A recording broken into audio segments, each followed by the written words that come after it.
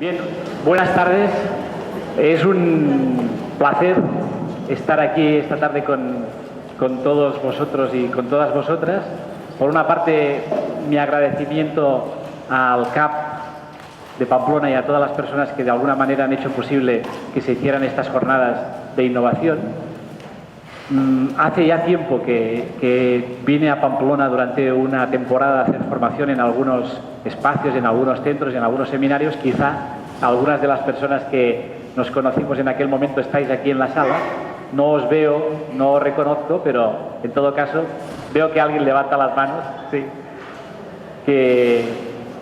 Pues encantado de estar aquí otra vez y compartir con vosotros, ¿no? Y luego una primera sensación, que es la sensación de una gran alegría, ¿sí?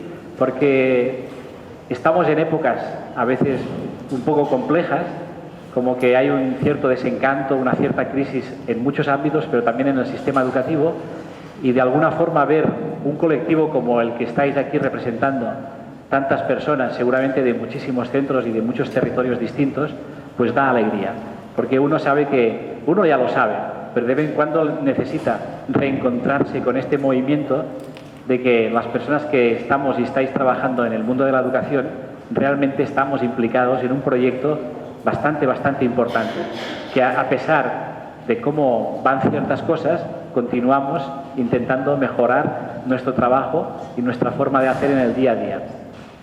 Imagino, espero, deseo que en este auditorio estéis personas desde los 0 años hasta las edades, hasta edades mayores, ¿sí? Cuanto más pequeños son los niños, más importante es el papel que juegan los educadores y educadoras en el acompañamiento de sus procesos. Entonces, bienvenidos todos, desde los 0-3 años hasta los 3-6, primaria, secundaria, y si alguien es de otro contexto educativo, pues también muy bienvenido. El título pone pedagogía sistémica, ¿sí? ¿Qué es esto de la pedagogía sistémica? Dice poco, ¿sí? La palabra no nos sumerge en un contenido muy explícito, a no ser que alguien leyera o tuviera conocimiento de esta mirada en otra oportunidad. Mi deseo es que cuando de alguna forma hoy terminemos esta primera parte de la jornada, os vayáis con una cierta idea de qué implica esta mirada. Seguro que ayer, con el trabajo que presentó Ramón Flecha de las comunidades de aprendizaje, seguro que os quedasteis con unos cuantos detalles bien interesantes, ¿no? Cómo se organiza una comunidad para que todas las personas que forman parte de esa comunidad participen de un proyecto educativo, con las fases que se siguen, con todas las inquietudes que se generan, con las estrategias que se llevan a cabo. Seguro que, aunque vuestro centro seguramente no será actualmente o quizá en el futuro una comunidad de aprendizaje, sí que seguro vais a introducir aspectos en vuestro hacer cotidiano con los alumnos, con los padres de familia, que van a acercaros un poco a ese mundo. Luego tuvisteis la oportunidad de conocer un proyecto, la Pentacidad. He de decir que yo desconozco ese proyecto, desafortunadamente, pero lo que he leído en este sentido de integrar, de incluir distintas dimensiones de la persona y de los alumnos, me parece muy sugerente. Temas de identidad, de emociones, de corporalidad, del ámbito social y del ámbito cognitivo. Hacer de la escuela un espacio donde podamos hacer confluir, donde podamos generar conversaciones con los alumnos y con la comunidad que permitan esa inclusión. Porque a menudo en la escuela perdemos de vista algunas de esas partes. Por las razones que sean, por presiones, por lo que sea, nos quedamos con una parte más que con otras. Y seguro que para los alumnos, para los niños y niñas, para los jóvenes, es importante tener conocimiento o poder vivenciar desde todos esos lugares de su experiencia. Hoy os presentaré la pedagogía sistémica. Espero que también cuando mañana o esta tarde terminemos este encuentro digáis, mira, de la pedagogía sistémica me he quedado con esta idea. Y luego tendremos la oportunidad de escuchar a Javier, que explicará las inteligencias múltiples, ¿sí? Diríamos un requisito básico para cualquier planteamiento de innovación en los procesos de enseñanza y aprendizaje y de la escolarización. Creo que no podemos ya pasar más tiempo obviando que realmente los niños tienen distintas capacidades y que todas esas capacidades tienen el valor de pasar a primer plano como una inteligencia propia y necesaria. Entonces, voy a empezar, para que no se os olvide algo de la pedagogía sistémica, voy a empezar por algunas de las conclusiones, ¿sí? Así, cuando haga las conclusiones, podré hacer referencia a algo que hable y que habrá ido haciendo algo de pozo en vuestra mirada. De todas maneras, antes de empezar, quería deciros que voy a dividir mi intervención en varias partes. En una primera parte no os hablaré de la pedagogía sistémica, sino os hablaré de alguna forma, aparte de estas conclusiones que quiero compartir, os hablaré de algo que tiene que ver con el mundo de los niños, con el mundo de los padres, con el mundo de los docentes y con el mundo de la comunidad, para enmarcar un poco en qué se sumerge la pedagogía sistémica.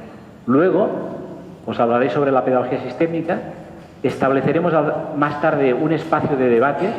Sería fantástico que pudierais preguntar cosas, que quisierais aclarar algunos puntos, y luego cerraré con unas conclusiones. Al menos esta es la idea que tengo.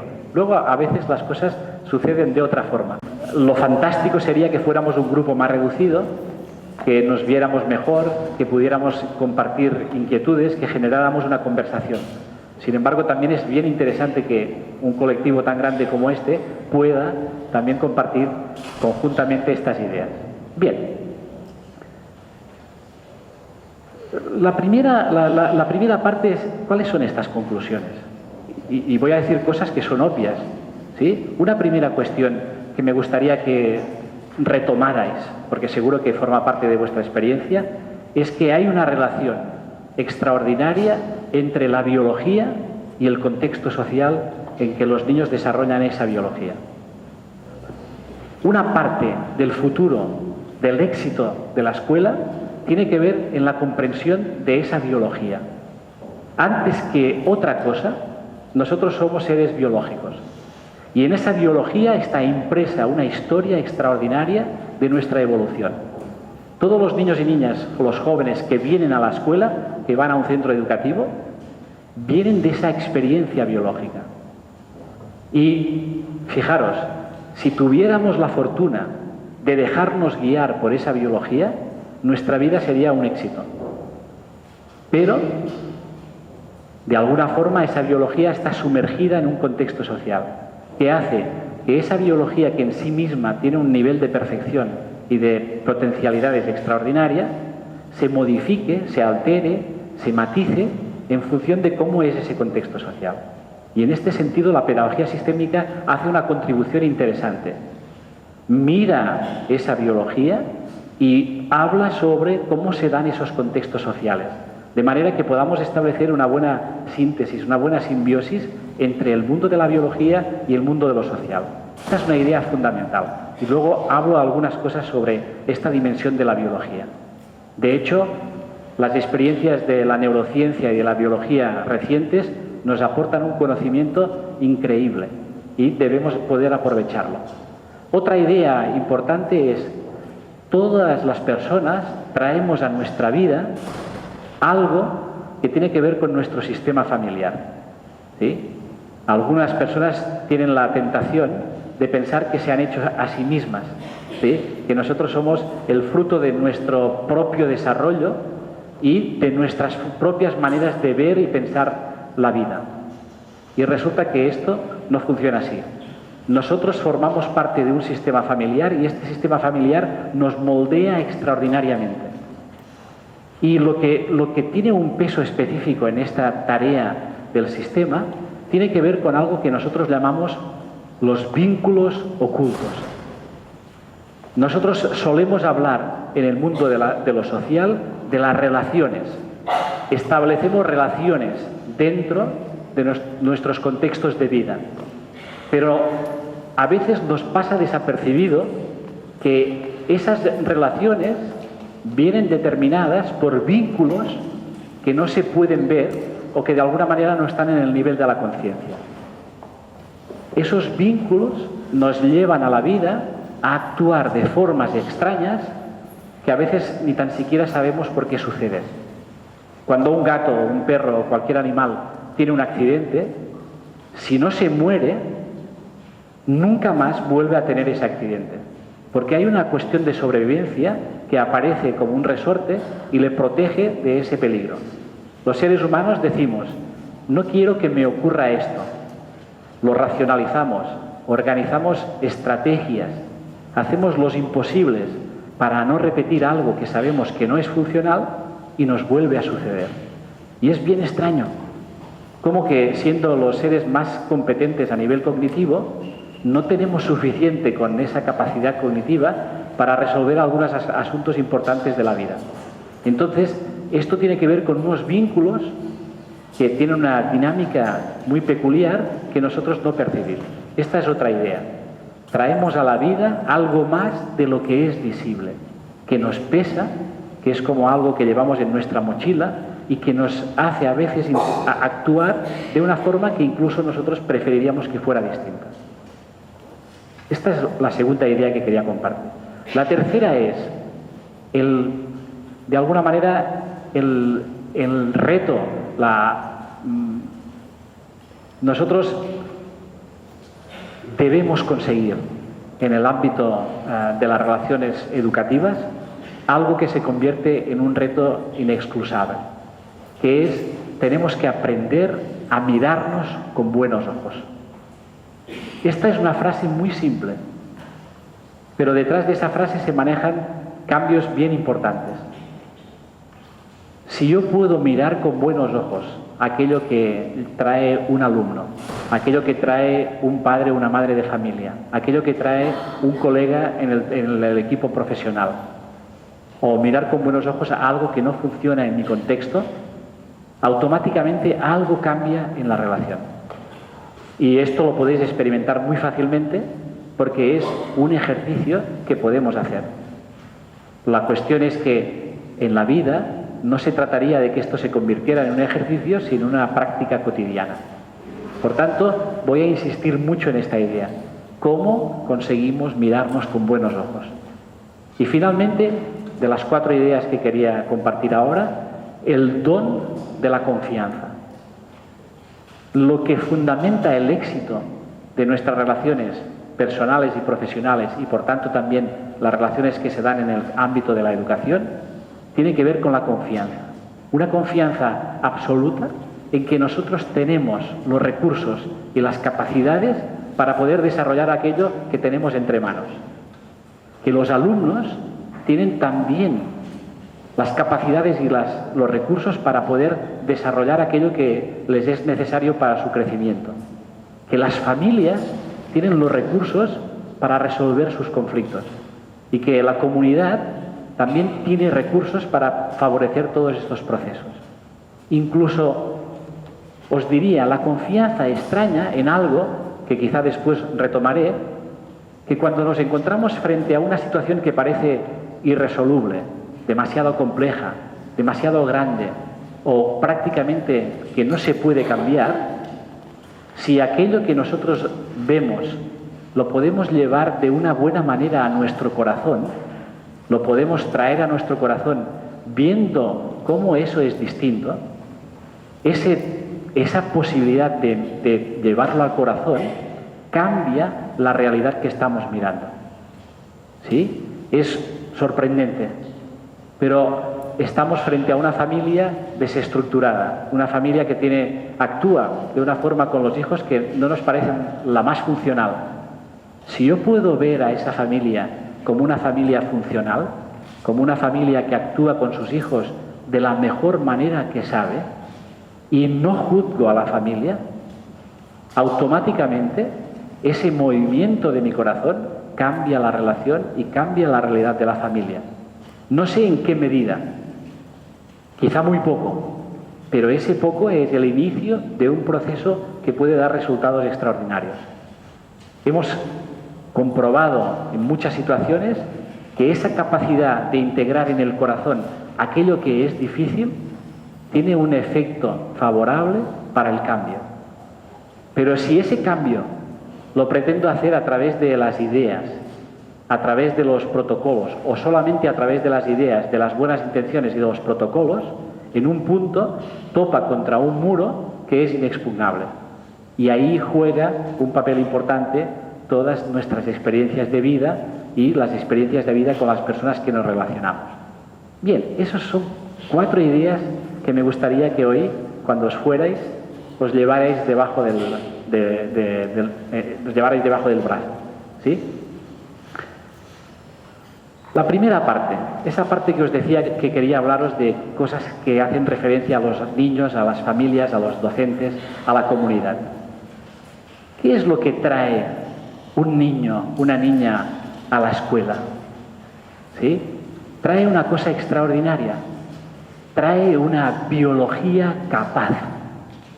Todos los niños y niñas que no tienen un déficit orgánico, neurológico, fisiológico, que determina formas de hacer en su vida, todos los demás niños tienen una estructura interna que está totalmente programada para el éxito. En esa estructura está la información y los recursos para desarrollar todas las competencias que va a necesitar para su crecimiento y su aprendizaje. Alguien podría decir, ¿nos estás proponiendo un acto de fe, Carles? En el sentido de decir, pero esa estructura no se ve, ¿sí? Pero si miráis cualquier ser vivo, una planta, la semilla de una planta, os daréis cuenta de que realmente es así. En una semilla está el potencial de lo que será esa planta o ese árbol. Y nosotros no cambiamos, ahora sí, con los transgénicos, pero hasta que no aparecieron los transgénicos, nosotros no tocábamos a la semilla para que haga lo que tiene que hacer. Generábamos un contexto adecuado para su desarrollo. Buena insolación, humedad adecuada, etcétera, etcétera. Los seres humanos también somos seres vivos y también tenemos una estructura interna, y esa estructura interna tiene ese programa para desarrollarse a la perfección. Entonces, los niños traen, todos los niños del mundo, indistintamente del contexto donde viven, traen una biología capaz. Y ese es el primer principio con el que nos tenemos que conectar. Porque no tenemos que hacer tanto trabajo. No es tanto trabajo el que tenemos que hacer para que se desarrolle esa estructura, porque ya tiene lo necesario. Lo que tenemos que hacer es un trabajo para generar los contextos que permitan que esas capacidades se gatillen, se pongan activas y se desarrollen. Esta es una primera cuestión. Otra cuestión es, los niños traen a la escuela una historia. Y ahí sí, cada niño trae una historia distinta. Una historia compleja, apasionante e increíble. Y una de las tareas de los docentes es conectarse con esa historia. ¿Cuál es la historia de este niño, de esta niña? Y esa historia viene determinada o mediatizada por su contexto familiar. Por tanto, es la historia de un niño y la historia de una familia. Si yo puedo, de alguna manera, manejar esta relación, esta vivencia, haré algo favorable para ese niño. Y a menudo, lo que nos muestran los niños en esa historia tiene que ver, en los casos que las cosas no funcionan, tiene que ver con los síntomas. ¿Sí? Los niños traen historias y a veces esas historias son difíciles y se traducen en síntomas. Un niño trae una historia de hiperactividad, trae una historia de agresividad, de inhibición. Hay muchas historias distintas. Y la escuela se queda atrapada mirando el síntoma, mirando la hiperactividad, mirando la agresividad, pero no mira al niño. No mira que ese niño trae esa historia que se construyó a partir de una experiencia en su sistema familiar. Y cuanto más insistimos en el síntoma, más complejo se vuelve. Tenemos que darnos cuenta de la necesidad de mirar cuál es la historia que hace que se exprese ese síntoma. Esto es otra cosa que traen los niños a la escuela. Y los niños a la escuela y los jóvenes también traen otra cosa que es un historial académico. Ese historial académico está marcado por una serie de citas o de etiquetas, ¿sí? No estoy hablando ahora de los alumnos que empiezan su escolarización, sino alumnos que ya llevan un tiempo en el sistema educativo. Una de esas etiquetas es: este es malo en matemáticas, le cuesta tal cosa, ¿sí? De alguna forma, ese historial académico marca profundamente las posibilidades de su éxito. Un niño que trae esa etiqueta difícilmente va a aprender matemáticas, porque la etiqueta es más grande que lo que aporta esa estructura interna que sí está capacitada para desarrollar los ámbitos matemáticos. Seguramente sería interesante discutir todo esto, ¿no? Compartirlo.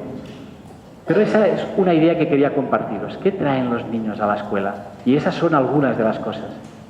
¿Qué traen las familias a la escuela? ¿Traen miedos? ¿Traen expectativas? ¿Traen también, de alguna manera, su propia historia académica? Los padres tienen una historia académica que marca profundamente su forma de ver la escuela y la escolarización de sus hijos. Un padre que tuvo una experiencia favorable o no favorable en relación a un aspecto determinado va a mirar lo que sucede en la escuela en relación a eso en función de esa experiencia. Por tanto, es interesante conocer las historias de los padres en sus procesos de escolarización. No tenemos tiempo, pero os explicaría anécdotas bien interesantes de cómo alumnos que en un momento determinado fueron más o menos brillantes en sus estudios, un día, de golpe y porrazo, suspenden la mitad de las asignaturas. Y eso coincide en una parte de la historia de su padre o de su madre que en esa época, cuando era joven, le ocurrió algo que no le permitió continuar sus estudios. Y eso nos marca profundamente. Y los padres también traen el deseo de que sus hijos sean bien cuidados y que aprendan muchísimas cosas. ¿Qué trae un maestro a la escuela? ¿O qué debería traer un maestro a la escuela? Pues traemos nuestra formación, traemos nuestra experiencia, y eso nos da, diríamos, un estatus, una posibilidad de intervenir muy interesante. Pero fijaros, también traemos nuestra propia experiencia académica. ¿Cómo vivimos nosotros las matemáticas, la lengua? ¿Cómo manejamos la relación con los maestros que son hombres y con las maestras que son mujeres? ¿Cómo nos vinculamos con lo masculino y con lo femenino? ¿Cómo hay un sinfín de elementos que mediatizan nuestra forma de estar también en la escuela? Y por supuesto, también tenemos expectativas, también tenemos proyectos, también tenemos deseos, que a veces pasan por delante de las propias necesidades de la escuela. A veces es tan potente el deseo de hacer algo bueno por el sistema educativo que eso tan bueno lo priorizamos frente a ciertas necesidades de la comunidad o de los propios niños. ¿Y qué trae la comunidad? ¿Qué espera de nosotros la sociedad? Espera que de alguna manera cuidemos a esos alumnos y por otra parte que obtengamos resultados. Es básicamente lo que nos exige la sociedad.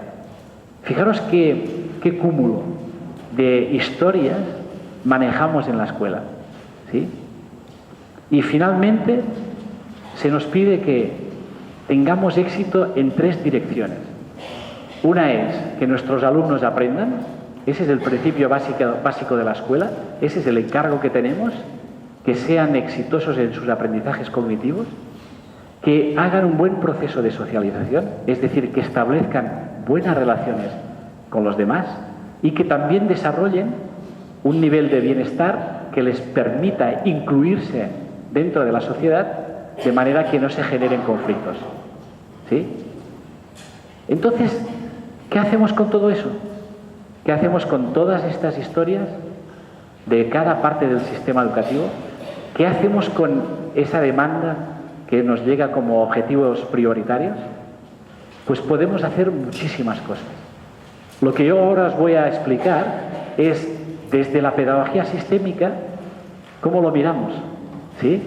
De qué manera retomamos todos estos aspectos y le damos una forma y un desarrollo.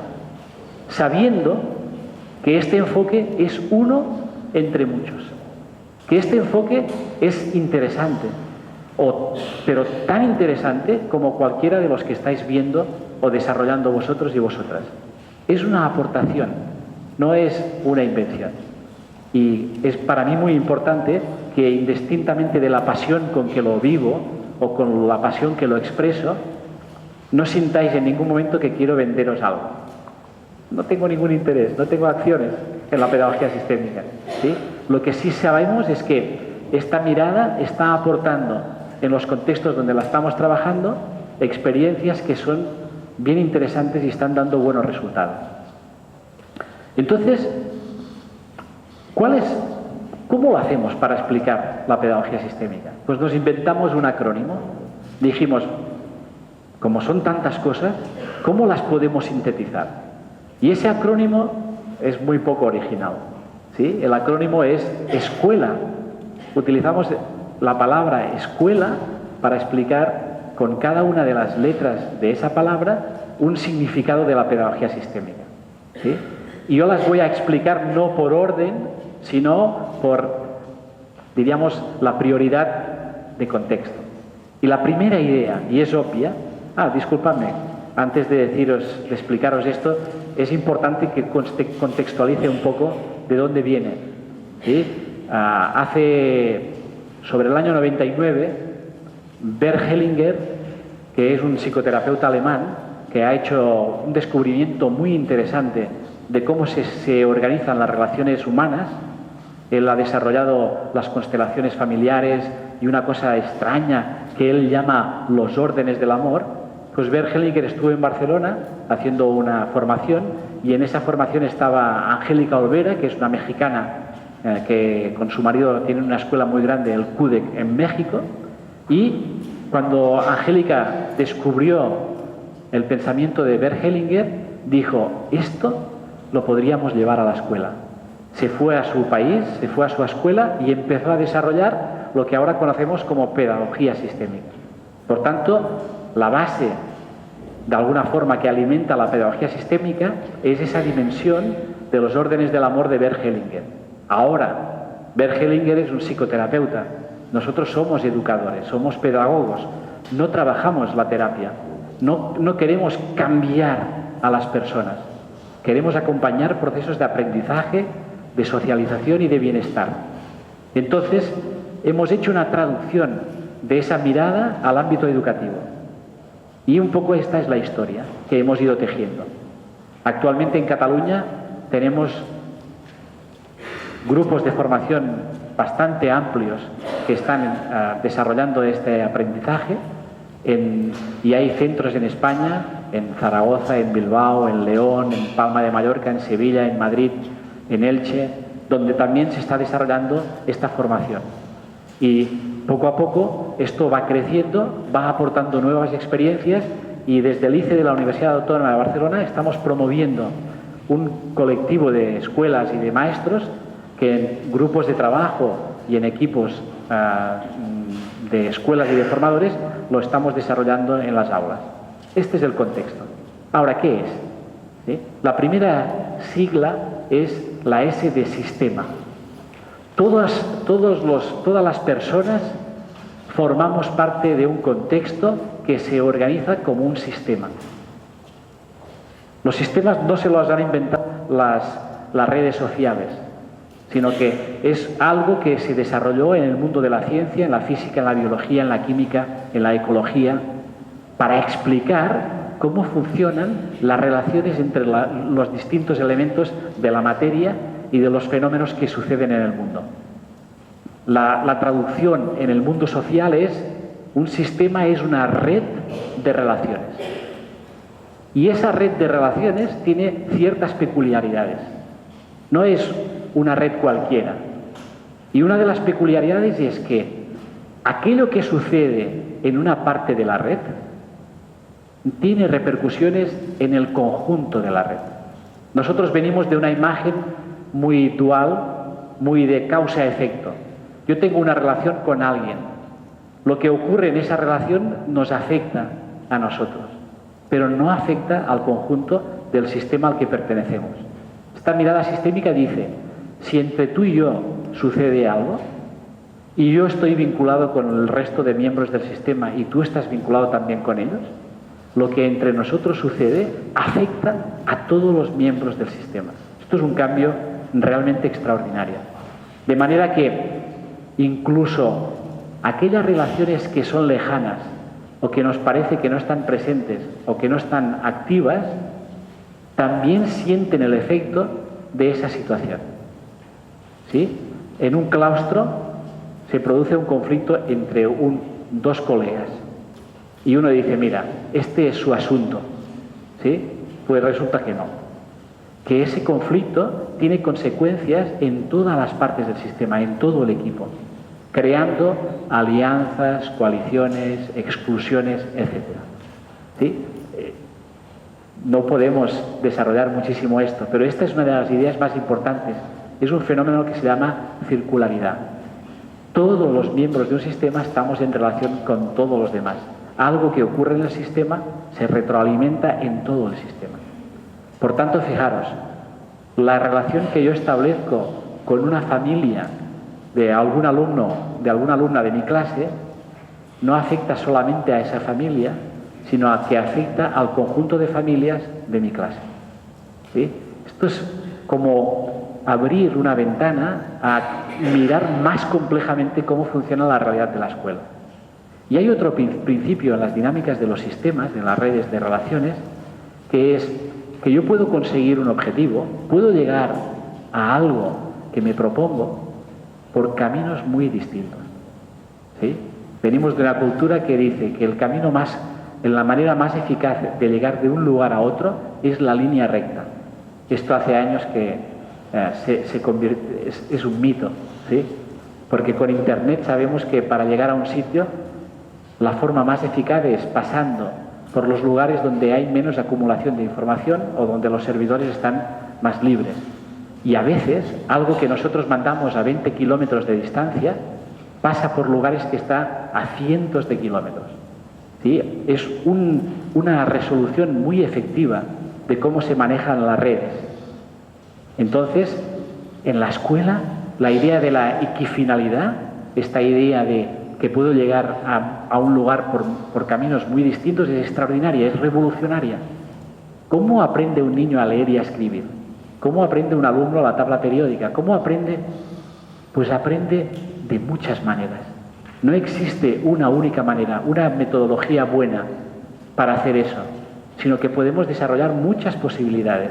Y se trata de ver de qué forma engarzo esas posibilidades para que globalmente el alumno y todo el aula tenga éxito en ese proceso.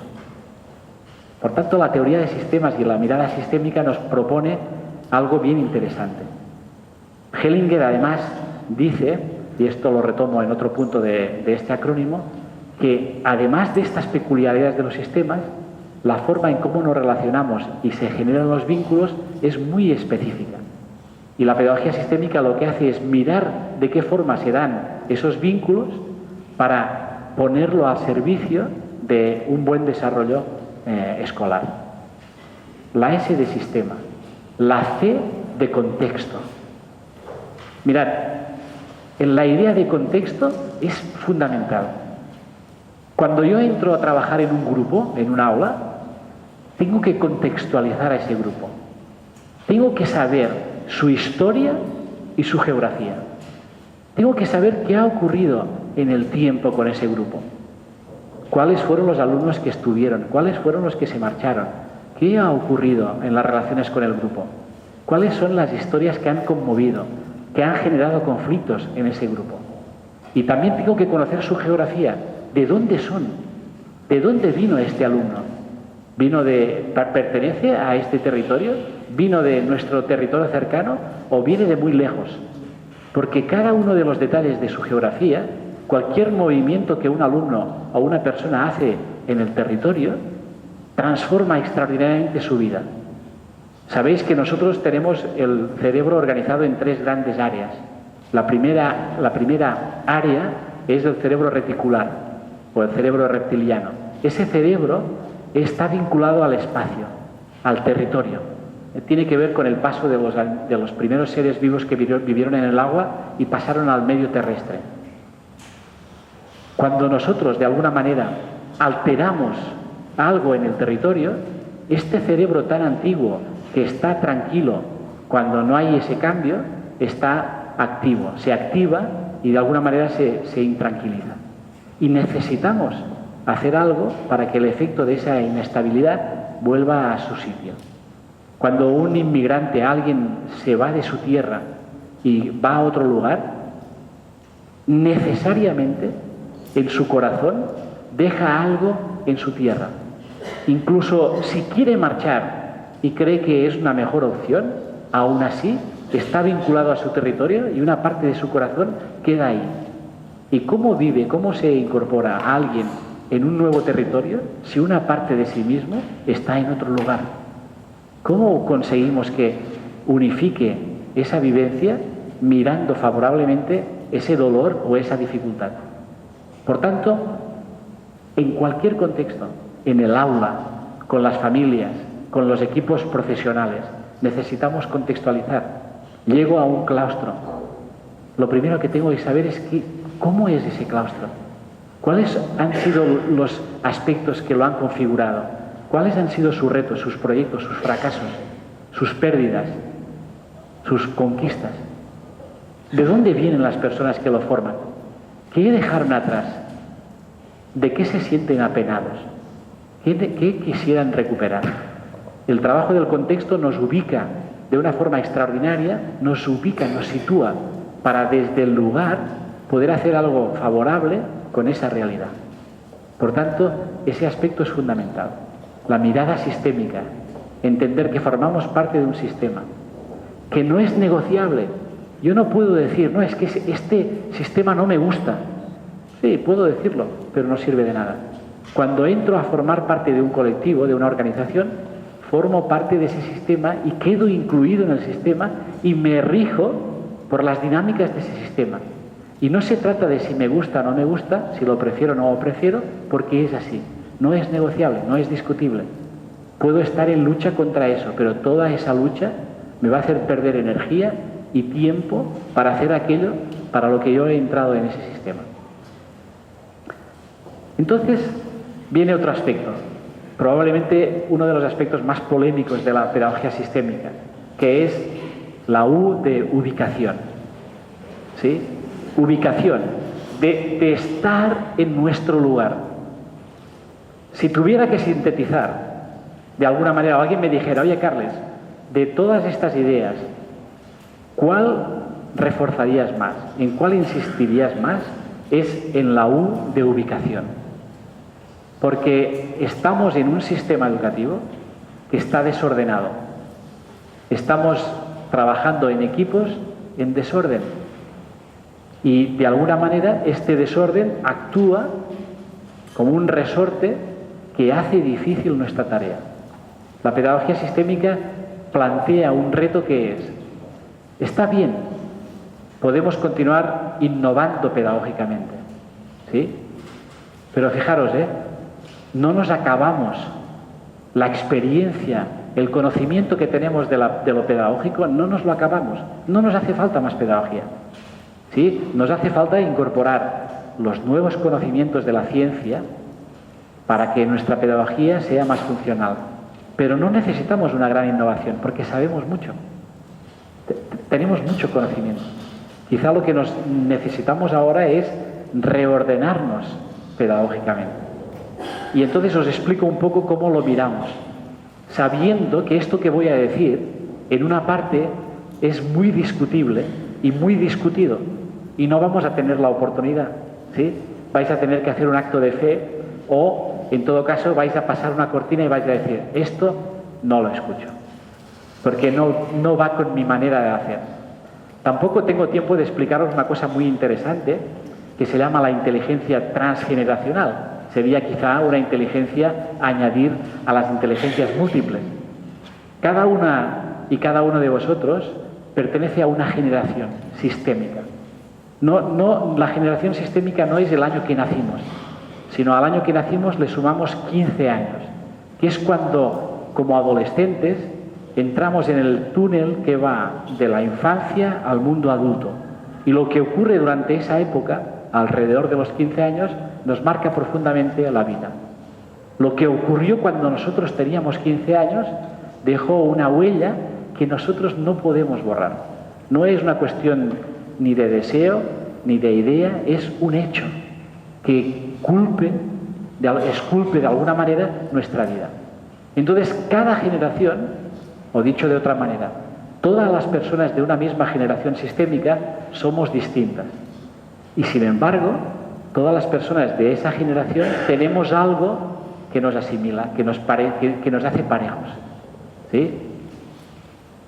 Y las generaciones que en este momento llevan las riendas del sistema educativo son las generaciones de los 60 y de los 70. Yo soy un setentero, llamamos así los sesenteros, los setenteros. Yo soy un setentero. ¿Sí? Una de las miradas de los setenteros es: ¿qué puedo hacer? ¿Puedo hacer esto? ¿También puedo hacer esto? Mira qué interesante esto. Voy a formarme con esto. ¿Sí? Son las personas que más formación hemos hecho, que más innovación hemos hecho, pero tenemos un defecto.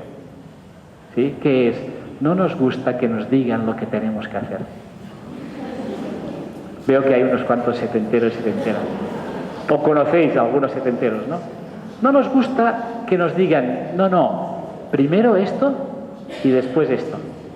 No, porque nosotros pensamos, bueno, vamos probando, ¿sí? Y tampoco nos gusta que exista una jerarquía. Fijaros que una de las crisis, y hablo por mi territorio, por Cataluña, una de las crisis más importantes de nuestro sistema educativo tiene que ver en que nadie quiere hacer de director o directora. Nadie.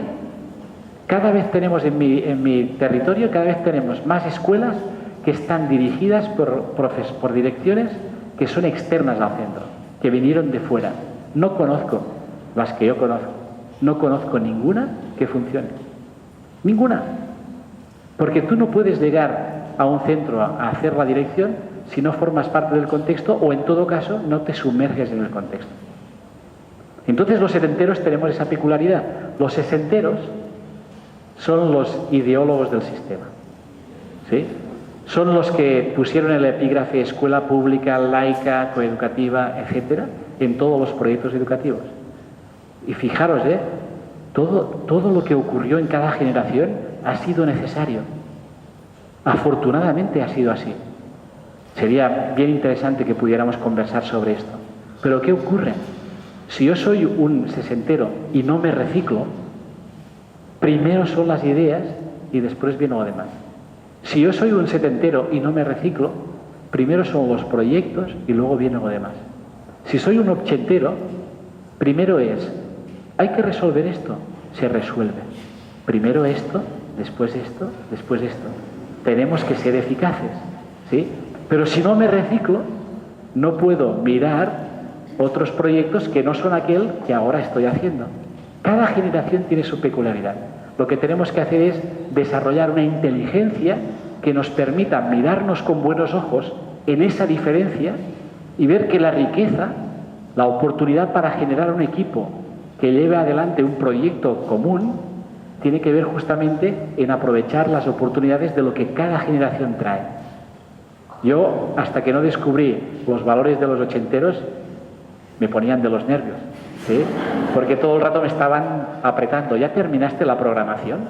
¿Ya hiciste no sé qué? ¿Ya hiciste tal cosa? Y para un setentero que le quieran organizar la vida, eso le repatea el hígado. Entonces, de alguna manera, ahora que veo qué bien que tengo un compañero que es ochentero, que de vez en cuando me vuelve a poner en el camino. Qué bien que hay alguien que tiene la claridad de decir, no, vamos a hacer las dos cosas, pero primero esta y después esta, porque esta es previa. Fantástico, ¿sí? ¿Cuánto he ganado con eso? Tranquilidad, también he ganado mejores relaciones. Y cada generación tendría su propia historia. Esto tiene que ver con la inteligencia transgeneracional y tiene mucho que ver también con esto que os comentaba de la ubicación. Hay 3 principios para ubicarse bien en una institución. Un principio es, en cualquier sistema no pueden haber excluidos. O dicho de otra manera más favorable, todas las personas tienen derecho a la pertenencia. ¿Sí? Y diréis, estamos de acuerdo. ¿Sí? Pero es que no es un acuerdo ideológico, porque eso es filosofía. Es un acuerdo práctico. Quiere decir que si en mi aula yo tengo un niño o una niña que genera una disfuncionalidad, indistintamente de cómo es ese niño o esa niña tiene derecho a pertenecer a ese grupo. ¿Sí? Que si yo veo a una familia que no actúa a mi modo de ver de la mejor manera con sus hijos o con sus hijas, no se trata de alguna manera aceptar, mira, son así. No, no. Yo tengo que hacer todo lo posible para que esa familia sienta que pertenece al colectivo de familias. ¿Por qué? Porque en el momento que un sistema, en una organización, alguien se siente excluido, se genera un conflicto. Os pongo un ejemplo que conocéis. Un maestro, una maestra de un equipo, un docente, todo el rato está haciendo las cosas al revés. ¿Sí?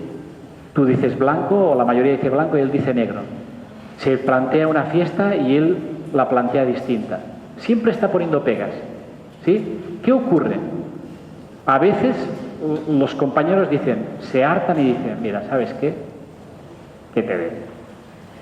O a veces es la misma persona que se sale fuera del sistema, se autoexcluye. Y ahí os podría contar por qué se excluye, porque también trae una historia ese maestro. ¿Qué ocurre cuando alguien está excluido por la razón que sea? Pues uno podría decir, mira, pues nos quedamos tranquilos. Pero no somos así. Los seres humanos no somos así. En esta parte del grupo mira al excluido y hay alguien que dice, qué pena, está solo. ¿Sí? No se asocia con el excluido por el motivo que se excluyó él o fue excluido. Se asocia con él por una necesidad propia. No puede ver a alguien que está solo porque siente también su propia soledad. Entonces, ¿qué hace? Para compensarlo, se va con el que fue excluido. Pero aunque sus motivos son distintos, se asocian. Y en el momento que tenemos dos y un grupo, ya tenemos un conflicto. Que si no se maneja bien, se convierte en una confrontación. ¿Y esto cómo acaba? Lo conocéis bien. Unos que cuando abren la boca dicen A y otros que cuando abren la boca dicen B. Y no nos miramos, no nos escuchamos y no nos apoyamos. Y esto empezó por una cosa tan simple como una exclusión. Si yo quiero proteger a un sistema, cuando hay uno excluido, tengo que trabajar esta exclusión. Aunque esa persona genera una dificultad, tengo que hacer todo lo posible para traerlo al equipo. Si esa persona no quiere, el equipo directivo actúa con esa persona y le dice, tú formas parte y nosotros haremos lo posible para que te sientas bien aquí. Y en la escuela necesitamos de ti esto, esto y esto. Cuando alguien ejerce esa función y de alguna manera aclara este asunto, esta necesidad de alianzas desaparece. Y entonces el equipo puede funcionar aun cuando hay una persona que a veces pone las cosas difíciles. Entonces, fijaros, la primera idea es la pertenencia. Y eso genera una pregunta potente. Es, ¿en mi aula todos los niños y todas las niñas se sienten incluidos? En el grupo de familias, ¿todas las familias sienten que en la escuela tienen un lugar para ellos? En el equipo profesional, en mi equipo docente, ¿todo el mundo siente que pertenece? Y eso es pasar de las ideas a los hechos. ¿Qué hago yo para que eso sea posible? Porque uno puede decir, no, pero es que no es culpa mía, ¿sí? Porque por la razón que sea, nosotros siempre podemos hacer algo para mejorar esa situación. Es una decisión propia y tenemos la responsabilidad de tomar esa decisión para de alguna manera mejorar al sistema, a la organización. Bien, esa es la primera idea. La segunda idea es más compleja. Es, como tengo un lugar, me corresponde un lugar en el sistema. Fijaros que podríamos hablar de muchos sistemas. El sistema familiar, ¿cuál es el lugar? El lugar de la pareja, el lugar de los padres, el lugar de los hijos, el lugar de los hermanos, ¿sí? En todos los sistemas hay lugares y funciones distintas. Todo el mundo tiene derecho a ese lugar de dignidad y en ese lugar le toca una función, le corresponde una función. ¿Qué ocurre en los equipos profesionales? Que a veces no queremos ver o no queremos asumir esa función. ¿Quién es tutor? Ocupa el lugar de tutor o de tutora y no puede hacer otra cosa, ¿sí? Cuando entra a la escuela se pone un sombrero que es el sombrero de la tutoría y en la escuela lo que hace es de tutor. Quien es director o directora se pone el sombrero de director o directora y actúa como tal. Ahora imaginaros un director o una directora que fisgonea en las aulas, pasa por las aulas para ver qué hacen los tutores, ¿sí? Se inmiscuye en la tarea del tutor. Pues todo el tiempo que hace eso, que no forma parte de su función, deja de ejercer cuál es su función. Se desordena en el sistema. Un tutor, una tutora, un especialista o alguien del claustro está todo el día pendiente de si el director, la directora, la jefe de estudios toma las decisiones correctas. Todo el tiempo que está haciendo esto lo está quitando de su tarea como tutor, como especialista o como lo que sea, ¿sí? Alguien podría decir, Carles, esto que estás planteando es muy simple. Pues sí, es muy simple. Si cada uno de nosotros, en ese lugar de dignidad que tenemos en nuestra estructura organizativa, hacemos lo que nos toca, la institución, la organización crece. En el momento en que nos desubicamos, empezamos a hacer cosas que no nos tocan hacer, nos desubicamos y la institución se fragiliza. Ahora alguien puede decir, pero yo tengo derecho a pensar distinto que mi director, que tomó esta decisión y yo la veo diferente. Por supuesto, pero voy a utilizar los canales adecuados para hacer valer mi opinión. Cuando se dé la oportunidad, yo expresaré lo que pienso, pero no convierto mi forma de ver en una lucha, porque la lucha disminuye la capacidad de acción del sistema. Esto es polémico, ¿sí? Nosotros lo trabajamos a fondo, ¿sí? Para ver cómo debe darse ese lugar y esa función. Alguien de aquí seguramente sois coordinadoras pedagógicas, coordinadores pedagógicos de un ciclo y además sois tutores o especialistas. Entonces decís, bueno, si tengo dos funciones, ¿cuál tengo que hacer?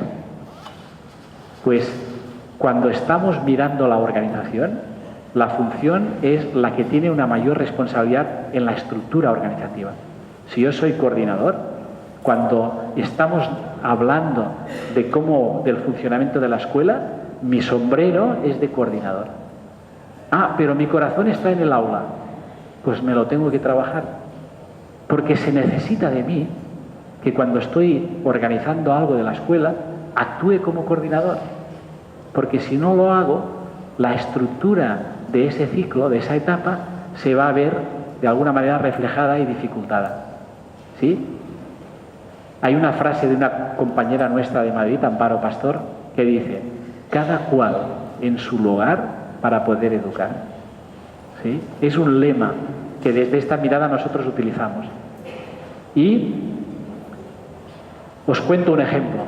En un claustro miramos este orden de las funciones y la persona que está haciendo el refuerzo, yo pregunto cómo se sienten en ese lugar y me dice, no, yo me siento disminuida. Siento que no se aprovecha suficiente mis capacidades. Y le pregunto, ¿y cómo es que estás haciendo el refuerzo? Bueno, porque tengo media jornada, porque necesitaba cuidar algún asunto personal. Entonces, ¿sí? Lo que no puedo hacer es, de alguna manera, crear una situación que me favorezca y después reclamar algo que no le corresponde a aquello que estoy haciendo. ¿Sí? ¿Podemos asumir esa responsabilidad? Una de las cosas interesantes de los sistemas es un principio que me olvidé de comentar, que se llama la totalidad. Y es la suma de las partes, o dicho de otra manera, el sistema es mayor que la suma de las partes. ¿Sí? Cada maestro, cada persona que trabaja en un equipo, aporta algo al equipo. La escuela, como institución, es mayor que la suma de esas aportaciones, personales e individuales. ¿Qué quiere decir esto? Que cuando yo estoy en la escuela, lo que estoy haciendo no es solamente desarrollando una tarea con mis alumnos, sino que estoy al servicio de un proyecto que es más grande que esa función y que viene representada por la escuela.